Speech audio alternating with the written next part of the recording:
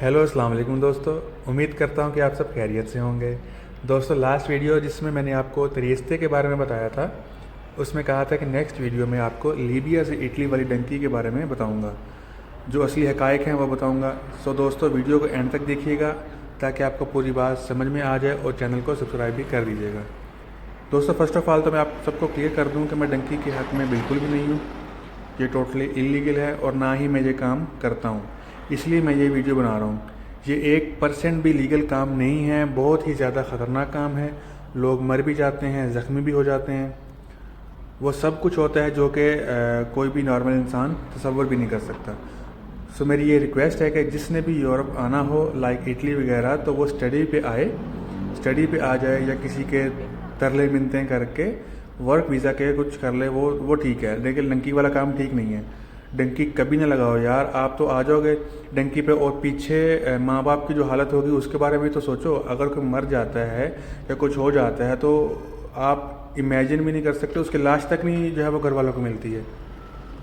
सो दोस्तों, मेरी बातें कड़वी ज़रूर होंगी, पर ये 100% हकीकत है कि ये सब जो है वो होता है। लड़के आते हैं, बताते हैं, सब कुछ होता है। अब आते हैं मेन टॉपिक की तरफ। जैसा कि आप सबको पता है कि आजकल लीबिया वाली डंकी का ट्रेंड चल रहा है। उसकी मेन वजह ये है कि जो ग्रीस यूनान वाली डंकी थी वो बहुत ज़्यादा टफ हो गई है, और आप सब जानते हैं कि अब ग्रीस उस सारे एरिया में दीवार बना रहा है। मतलब बहुत सारी रुकावटें हैं जिसकी वजह से वो मुश्किल हो गई है। इसलिए आजकल लीबिया हो रही है। अब मैं आपको बताता हूँ कि लीबिया वाली डंकी कैसे लगती है। पहले तो लड़कों को यूएई, दुबई या सऊदीया, या मैक्सिमम जो है वो दुबई वाली साइड पे ले जाया जाता है बाय एयर, और उधर से इजिप्ट बाय एयर, और उसके बाद इजिप्ट से, मिस्र से लीबिया जो है वो बाय एयर लेके जाते हैं। ये सारा प्रोसेस जो है वो एजेंट करता है। वो उसकी सारी सर दर्द है, जिम्मेदारी है कि वो आज़ार वीज़े पे लेके जाए, विज़िट पे लेके जाए, जैसे भी लेके जाए, ठीक है। तो वो लीबिया में जो है वो उसका जो त्रिपोली शहर है, उर्दू में जिसको तराबलिस कहते हैं, वहाँ पे उसके लेके जाते हैं। अच्छा, उसका मेन मकसद जो है वो उन तमाम लड़कों को इकट्ठा करके जो है वो लीबिया लेके जाना। उसके बाद क्या है कि पाकिस्तान से लीबिया का वो कम से कम जो है वो 7 लाख मांगते हैं, कम से कम 7 लाख। इससे ऊपर उनकी जितनी मर्ज़ी वो जितना जो है वो डिमांड करें। आपको पता है कि आजकल जो है वो डॉलर और यूरो की जो है वो कितनी चढ़ाई है। अच्छा, तो इसके बाद लीबिया में क्या होता है, असल कहानी तो ये है दोस्तों। लीबिया में अगर तो आप सही एजेंट के हाथ लग गए, जिसके बात हुई, या फिर और भी जो अच्छा मतलब सही एजेंट उसके हाथ लग गए, तो जो है वो आपसे बांग्लादेशी 4-4.5%, यानी कि पाकिस्तान तकरीबन बन गया कोई 11-12 लाख रुपया, वो आपसे डिमांड करता है। याद रखिए कि लीबिया से इटली बाय सी डंकी का काम करने वाले एजेंट मैक्सिमम बंगाली होते हैं, मैक्सिमम बांग्लादेशी होते हैं। तो ये पैसे पाकिस्तानी रुपये में तकरीबन 11-12 लाख बन जाते हैं।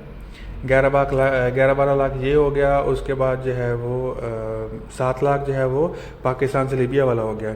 टोटल हो गया तकरीबन ये 18-20 लाख बन जाते हैं। लीबिया का सिटी जो है ना, त्रिपोली, जिसको मैंने बताया कि उर्दू में तराबलिस भी कहते हैं, उधर से फिर आगे इटली के सिटी बारी के लिए जो है वो बाई सी ट्रैवल करना पड़ता है। तकरीबन ये 3 दिन लगते हैं। यहाँ पे इंपॉर्टेंट बात यह है कि अगर आप लीबिया में अपने एजेंट की बजाय किसी माफिया के हाथ लग जाते हैं, ये बात सुनने वाली है, अगर किसी आप माफिया के हाथ लग जाते हैं ना, तो आपके इतना बुरा हो सकता है जितना आप सोच भी नहीं सकते। माफिया पैसे मांगता है आपसे, आपको मारता है, वीडियो बना के पाकिस्तान में घर वालों को बेचता है, ब्लैकमेल करता है, ठीक है, ताकि घर वाले जो है वो पैसे भेजें, करंट लगाते हैं। और अगर आप लीबिया की पुलिस के हाथ लगे तो वो भी पैसे मांगती है। तकरीबन वहाँ के जो दिनार है लीबिया के, वो 5-6 हज़ार दिनार आपसे मांगेगी। अगर उनको दिनार मिल गए तो आपको छोड़ देंगे, भाई जाना जिधर जाना जाओ, वो ऐसे ही हैं। और अगर अदरवाइज़ वो आपको पकड़ लें और माफिया जो है वो उसको पुलिस को पैसे ना मिलें, तो वो माफिया को बेच देते हैं। 2-3 हज़ार दिनार के बदले में वो बेच देते हैं।